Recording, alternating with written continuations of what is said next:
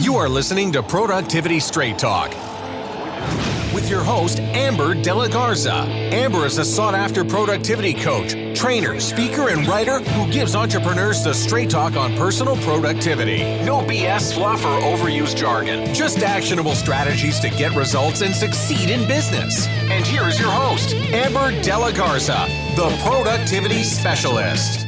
Welcome, and thank you for listening to Productivity Straight Talk. Today is episode 104. Just stop it already. 15 quick ways to amplify your success.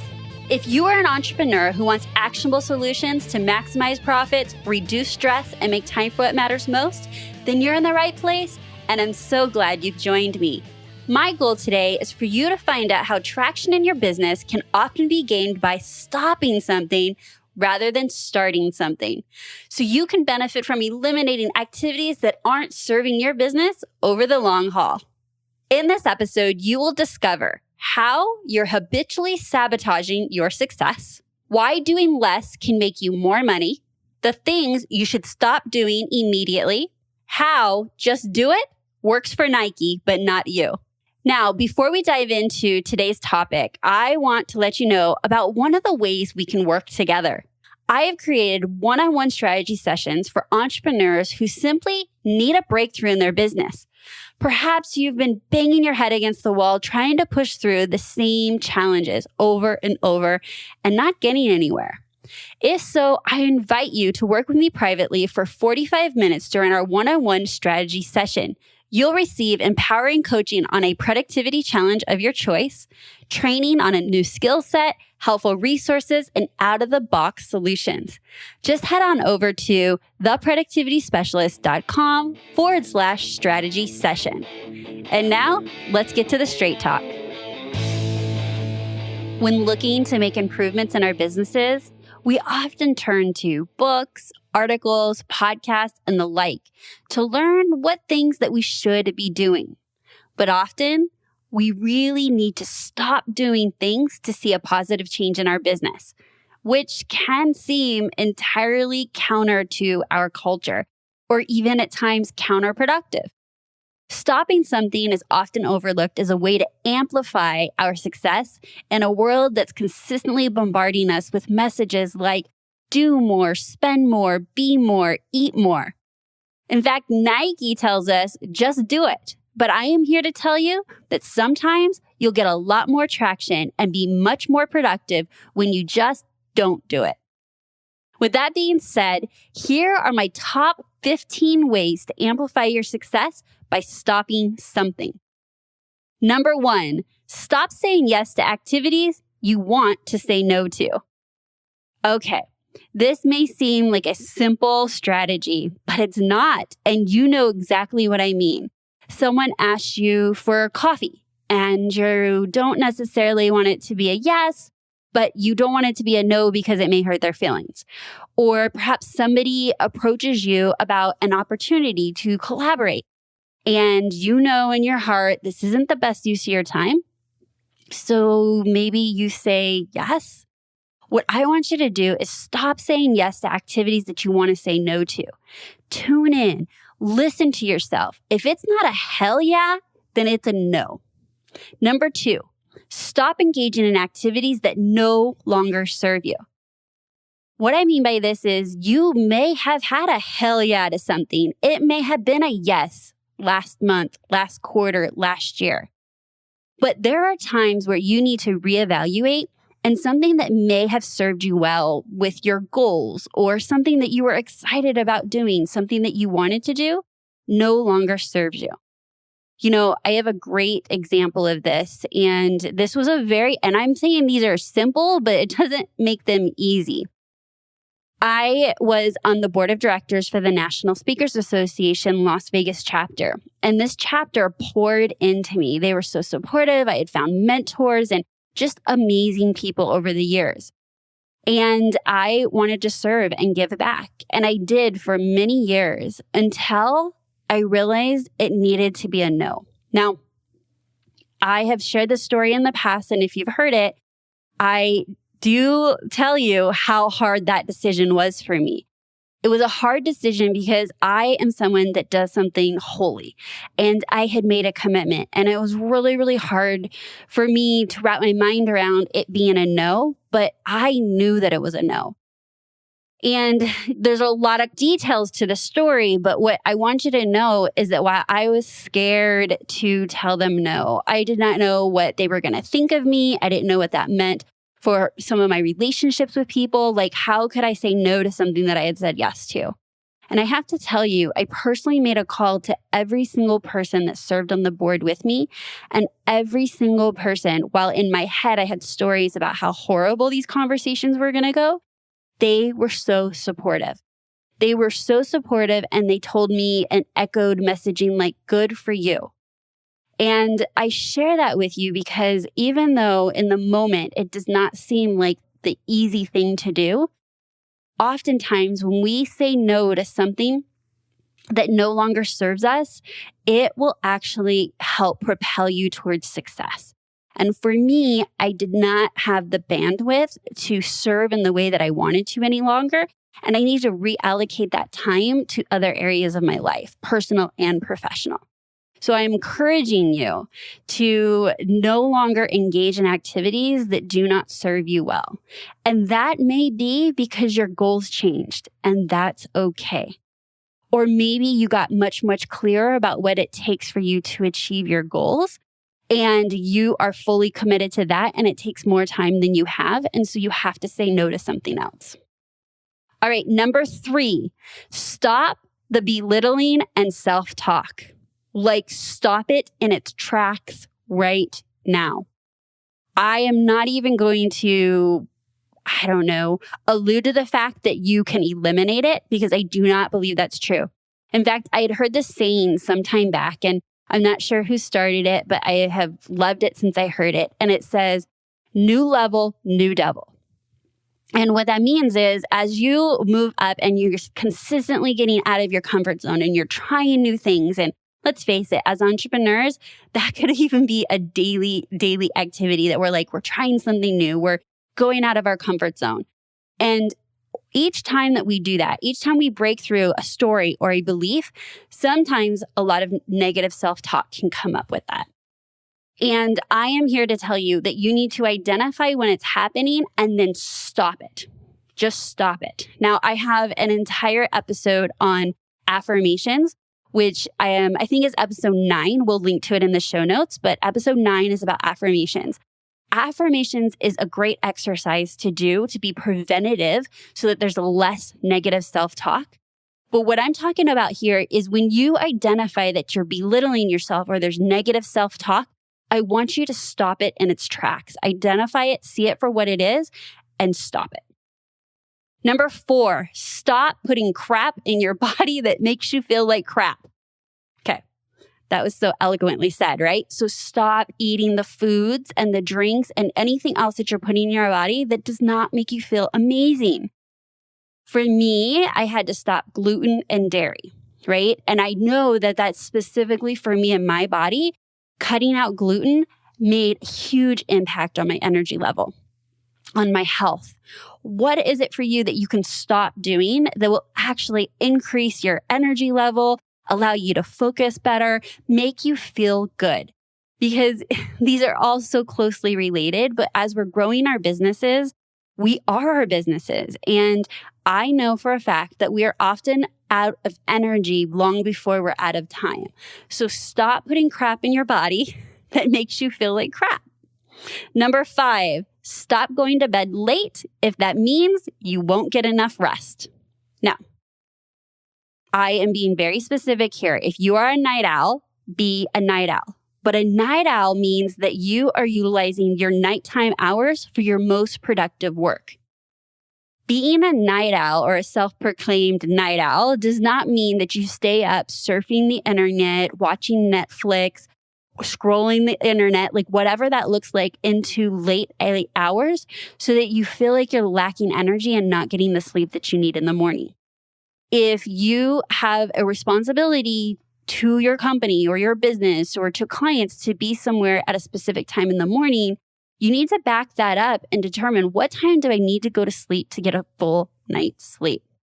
Now, again, I do a lot of workshops and training and live speaking, and I always ask the question, if I could wave a magic wand and give you 5 extra hours a week, how would you invest them? Hands down, every audience, every time says sleep. I believe sleep is one of the few things that we solely do for ourselves. And so it's the easiest thing to let go by the wayside. We're going to stay up late to hit a deadline to make sure our kids have the thing that they need at school, whatever that looks like to keep the things in order and the businesses running and all the plates spinning. We do it at the expense of sleep. And what I'm encouraging you to do is prioritize sleep so that you are running at your best, so that you can give your best to the world and to yourself. So if you are currently saying that you are not getting enough sleep or you're tired throughout the day, I want you to backtrack it. Just determine what time you need to go to bed and create a plan on how you are going to go to sleep at a certain time so that you can wake up fully rested. So stop going to bed late if that means that you will not be getting enough sleep. Number 6, stop saying tomorrow, right? Okay, so I think everything wonderful in our lives just seems like it happens tomorrow, right? If it's not today, it's going to be tomorrow. And if you can't get to it today, tomorrow. And then tomorrow leads to the next day tomorrow. Benjamin Franklin said, "Don't put off tomorrow what can be done today." I feel like if you keep saying tomorrow and you truly believe, if not today, okay, I've got tomorrow, you're not really setting yourself up for success. There's something called Parkinson's Law, and Parkinson's Law says that tasks expand to the amount of time given. And so in your mind, if you rationalize that you have tomorrow, and then you have the next day, and then the next day you say the next day, and there's no boundaries to what it is that you want to accomplish, and you inevitably have this like optimistic outlook that tomorrow will be the day you catch up, tomorrow will be the day that you accomplish that thing, you are never fully taking advantage of today. So stop saying tomorrow. Ask what needs to happen to make it happen today for yourself. Number 7, stop chasing shiny objects. I'm going to say that again. Stop chasing shiny objects. Shiny objects by themselves, just chasing them can literally sabotage your business and absolutely crush your productivity. Like, I can't even get the words out of my mouth. Following at a whim, this shiny object, this project, this idea, that collaboration, that partnership, whatever that is, you will literally wear yourself out, and you're creating an environment that doesn't allow you to focus and double down on the ideas you had yesterday, right? Because you're chasing today's ideas or today's opportunities. And so what I'm encouraging you to do is, as these shiny objects come into your world, have a place to log them. And as you're strategizing on how you're going to invest your days and your weeks and your quarters, go back to that list and really ask yourself, is this still a good idea? And I know you know what I mean, because how many times have you actually paused a great idea because you're like, okay, not right now, but like tomorrow or next week, I'm going to do this thing. And then you revisit that amazing idea and you say, what was I thinking? Truly, what was I thinking? Now, I think that's a blessing, because when you do that, it's reminding you, what if you had not tabled that shiny object?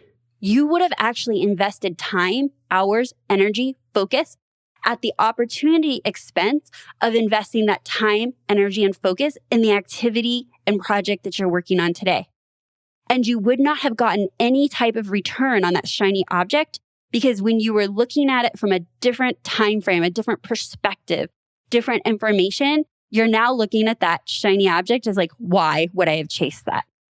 So what I want you to do is create a process in which you're going to have these ideas. Like, in fact, when you create a capturing process to capture your shiny objects, ideas, opportunities, whatever next projects that you're thinking of, it will actually open up the floodgates to allow more and more of them to come into your mind, because you have a place to capture them and then strategically take action on them.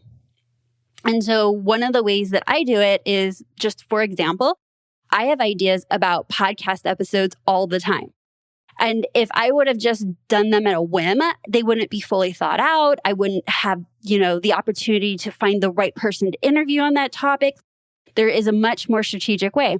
So that I don't lose these ideas, we have a place on our Trello boards that is just all the ideas. And every time I have an idea, I put them there.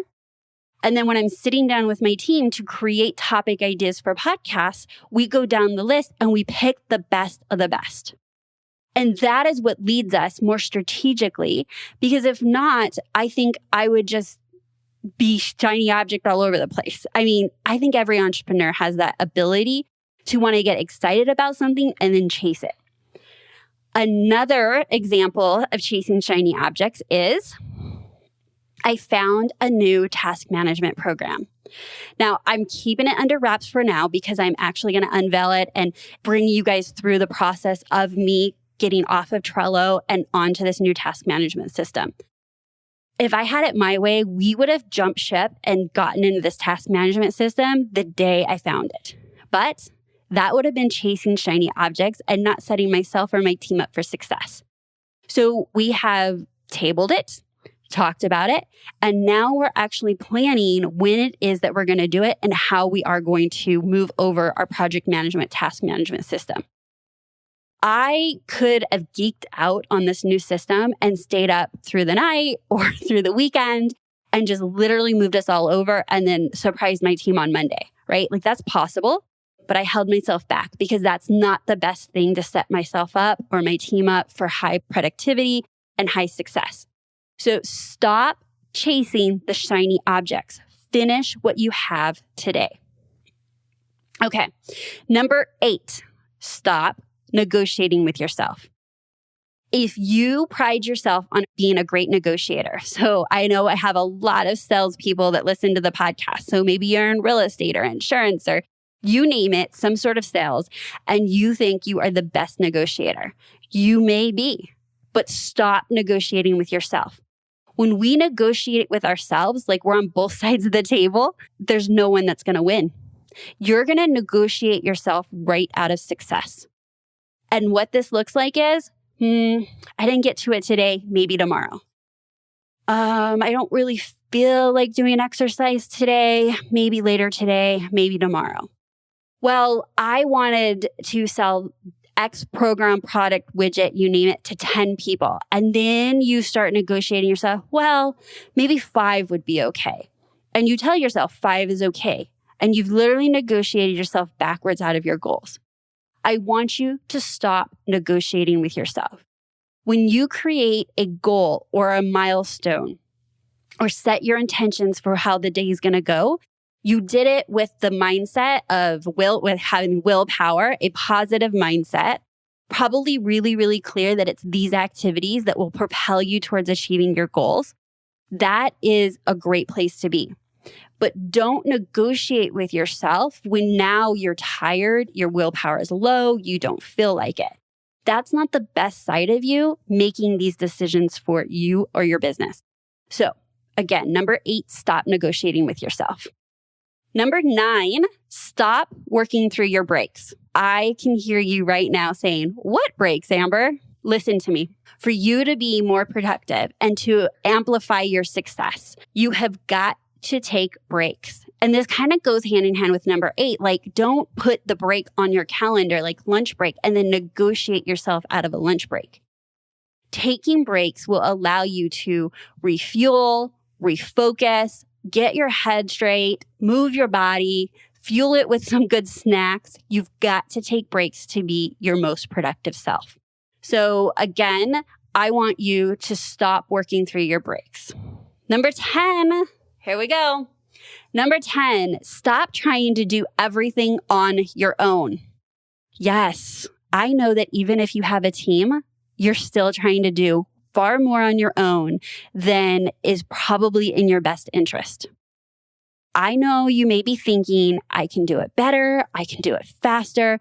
By the time I explain it or delegate it out, I could have had it done. And in some cases, you are probably 100% right. But what I want to encourage you to do is think about it as an investment in the future. Every time you're training or delegating or letting someone else do something for you, it is setting them up to be able to support you in that way in the future. And let's just say a task takes 10 minutes and it took you 30 minutes to teach it. Well, after the third time of them doing that task for you, you're now making a return on that investment. I want you to think long-term and not short-term. When you think you can do it better and faster, that's short-term thinking because you're probably right and you will always be right so long as you're not delegating and setting your team up for success. But if you do that and you do delegate off and you stop trying to do everything on your own and you ask for help, I guarantee you, you will excel. That very decision will actually allow you to amplify your success, probably almost more than any other tip I'm giving you here today. And the reason I can speak to that is because I've had my own experiences of feeling like I can do it all. And I was successful until I wasn't, right? Until I was stressed out or my health was affected, or maybe I was a little shorter with my husband or my son that I wanted to be because I felt like I had to do it all myself. And when I asked for help, everything changed. And once I started asking for help and believing in people, I asked for more help and more help. And that has been allowed me to leverage and live a life by design and not be a slave to my business. So stop trying to do everything on your own. Number 11, stop trying to do it all. Okay? You will never, ever complete every task on your task list. Stop trying. All right. So do you look at your task list and think, oh my gosh, like I'm going to slay that? Or maybe you're pulling out 5 or 6 things for today and you're like, okay, and tomorrow's another 5 or 6 things. And your whole goal and maybe your current definition of productivity is how many tasks you can get off your task list. I am here to tell you, stop trying to do it all. In fact, stop believing that you can do it all. And that may also sound like something you were not expecting me to hear. If you were to really live in reality, right? And you, let's just say reality was you could get everything on your to-do list done. That would mean you were out of business. I don't think that's what you want.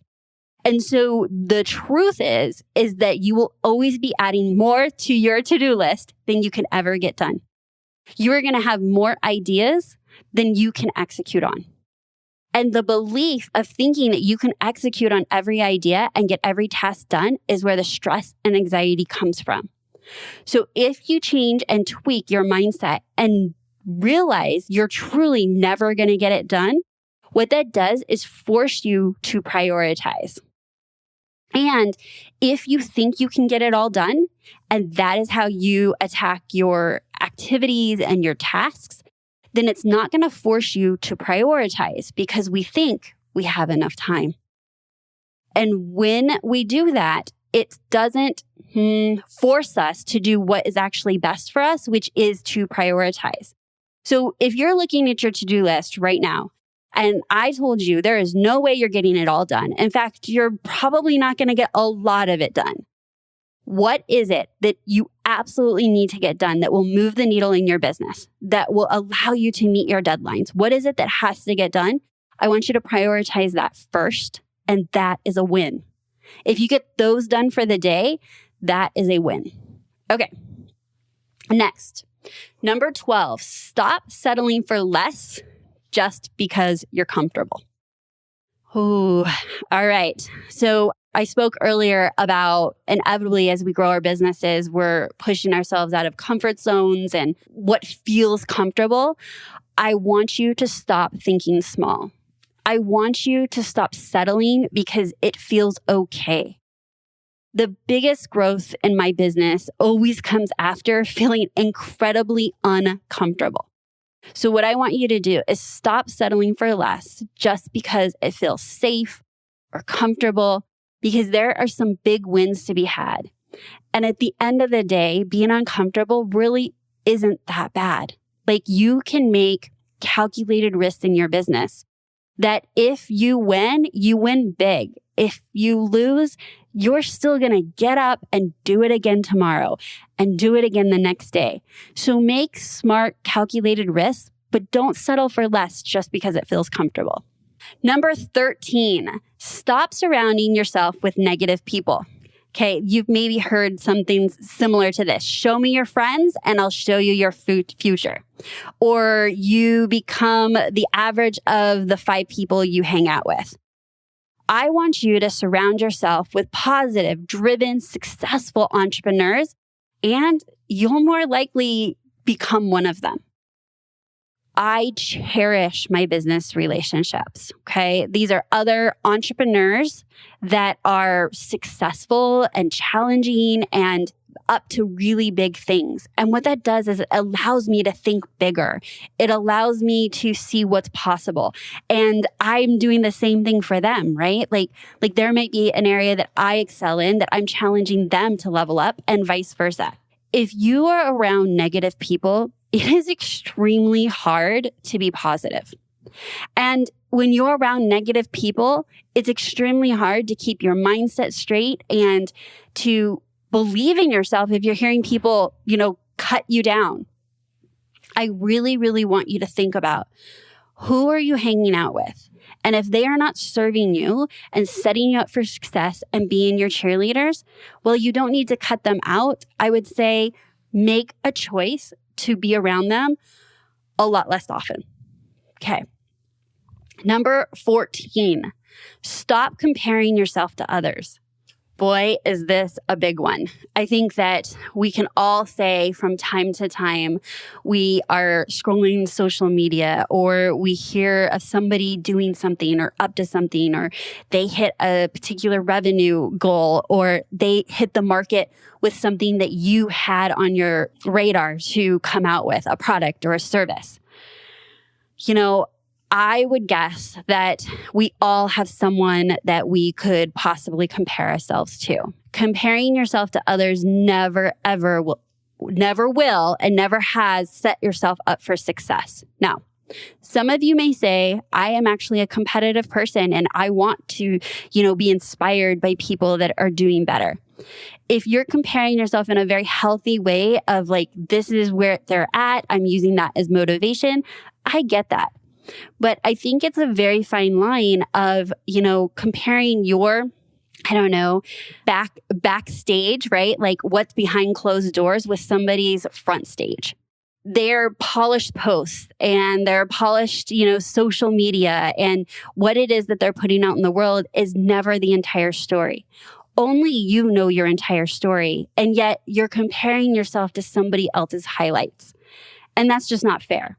So I want you to embrace your own story and your own background and your own path, because each of us have, such a different journey. In fact, if you're listening and maybe if you were the exact same, business as I am, like you're a productivity coach and your specialty is productivity, possible, but I can guarantee our journeys are different. How we serve our clients are probably very different. How we get clients are going to be different. How I work in my business is different. How I build my team is different. And that is the beauty of entrepreneurship. Honestly, I think that the fact that we all can have our own unique journey is one of the best things about being an entrepreneur. So embrace that and stop comparing yourself to others. And lastly, I want to close out with number 15 is stop thinking you should be productive all day, every day. Stop it. You may be new to this podcast and maybe someone just referred you and this is your first episode, or maybe you're a longtime listener. I want you to hear this very loud and clear. While we talk all about being productive and we talk all about how to maximize ourselves and grow our businesses, my definition of productivity is investing your best time into your best activities. And your best activities are the ones that will propel you towards achieving your goals. There are a lot of things in our businesses that have to get done, that are getting done, that are not going to propel you towards achieving your goals. They fall in more like the other bucket, the busy work. And I don't want you to get that wrong and feel like I need to be productive all day, every day. Because when we do and we're not, now we're back to negative self-talk. You, to really, truly invest your best time in your very best activities, if you do that for an hour, 2 hours, maybe 3 hours every single day consistently, you will get far more results because you have held sacred the definition of productivity instead of trying to attack your to-do list and keep yourself busy with all the things that can consume our time and call that productivity. So if you haven't already done so, I want you to go back and listen to episode 35, Productivity plus Profitability, Why Your Business Needs Both. And in that episode, I share my buckets of how to identify your highly valuable, highly productive activities. And when you take the time to identify those for yourself, that is what I want you to have seen on your calendar on a regular basis, is that you're investing in those activities and calling those your most productive activities. And there's no way you can do that all day, every day. So there are interruptions, there are fires that have to be put out, there are bank accounts that have to be reconciled. There's just so much that we deal with as business owners. And those things do need to get done effectively and efficiently, but do not mistake that for being productive. So stop thinking you should be productive all day, every day. All right, so there you have it. My top 15 ways to amplify your success. And what you heard is that oftentimes you can really, really get a lot of leverage and wins by stopping something. It's not always about adding and starting. So I shared 15. I do not want you to leave this episode being like, oh my gosh, I have to go do all 15 of these things. I shared 15 because I want you to pick the one that was just standing out to you, that you know that if you executed on, you would get a return on that. So of the 15 ways that I shared with you, what is one way that you can leave right now when we're done with this episode and go take action on? What can you stop doing today? Once you stop that, add another one and then add another one and maybe re-listen to this episode. And you can literally stack these 15 stops, I guess, on top of each other and get huge, huge wins in your business. I have loved having you listen to this episode of Productivity Straight Talk, but I need to be straight with you. No change, no change. Without taking action, nothing will change for you or your business. So just like I said, based on what you learned, what will you take action on? What are you committed to stopping today? Not tomorrow, right now, today. What is the one thing you will stop? And I would love to hear about it over inside our private Facebook community, Productivity Straight Talk. You can join us for free by going to productivitycommunity.com. Again, that's productivitycommunity.com, or just search Productivity Straight Talk in the Facebook groups. And I would love to just send a special thank you out to my friend and fellow podcaster, Shelly Warren. Shelly Warren left me a review and I want to share it with you. Amber's style feels so seasoned, so easy, and so insightful as she shares tips, tactics, trends, and technology to help you be a productive business owner. You'll want to hit replay and take notes. Thank you so much, Shelly. That was so nice of you to take the time to leave a review. I know it helps others find the podcast and get a little sampling of what they could expect inside while listening to Productivity Straight Talk. If you know of someone that would find this episode or any of my episodes valuable, I encourage you to share it with them. I would be so appreciative. In fact, that's one of the biggest ways you can say thank you and give back for the content I share with you week in and week out. And I also want to share with you, just to recap, if you are interested in working with me via a strategy session, as I spoke about earlier in this episode, you can go and learn more at theproductivityspecialist.com/strategy session. So that's my straight talk for today. Until next time, have a productive week.